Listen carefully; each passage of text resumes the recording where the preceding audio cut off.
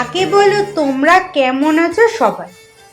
মাছ মাংস ভালোবাসলে নিরামিষ খাবার খেতেও আমার বেশ লাগে, যেমন পটল পোস্ত, আলু পোস্ত, চিচিঙ্গে ভাজা, শাপলা পোস্তর বড়া, কলমি শাক ভাজা, ছানার ডালনা, ঢেঁড়স পোস্ত। লিস্টটা বড্ড বড়, শেষ হবে না বলতে থাকলে। তবে আজকে এই লিস্টগুলোর মধ্যে থেকেই একটা বেছে নিয়েছি রান্নার জন্য। ঢেঁড়স বা ভেন্ডি যাই বলো না কেন, তার পোস্ত। ঢেঁড়স পোস্ত বানাতে যতটা সহজ, খেতে ততটাই ভালো, তবে বানিয়েছি একটু আলাদাভাবে। বলি তাহলে। প্রথমেই ঢেঁড়সগুলোকে ধুয়ে জল ঝরিয়ে কেটে নিয়েছি। তাতে একে একে দিয়েছি হলুদ গুঁড়ো, নুন, মৌরি, সামান্য তেল আর বেসন, ভালো করে মাখিয়ে রেখেছি। এবার প্যান গরম হলে ওই ভেন্ডিগুলো ঢেলে দাও। যেহেতু মশলা মাখার সময় আমি অল্প তেল দিয়েছি, তাই আর তেল ব্যবহার করব না। মিডিয়াম আঁচে এই ভেন্ডিগুলোকে নাড়াচাড়া করে নেব, একদম গায়ে গায়ে যেন না থাকে, চারিদিকে ছড়িয়ে দেব।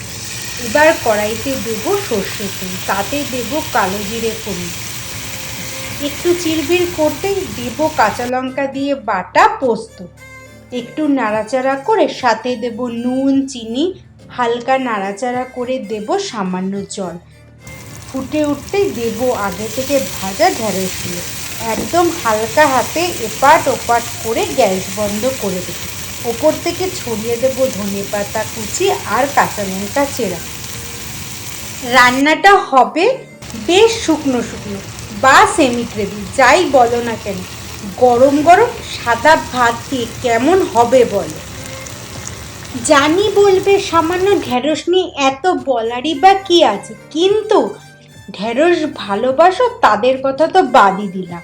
যারা ঢেঁড়স ভালোবাসো না, তারা যদি এরমভাবে একবার বানিয়ে খাও বা তাদের বানিয়ে খাওয়ানো হয়, আমি গ্যারান্টি দিচ্ছি তোমাদের পছন্দের তালিকায় ভিন্ডি অ্যাড হবেই হবে।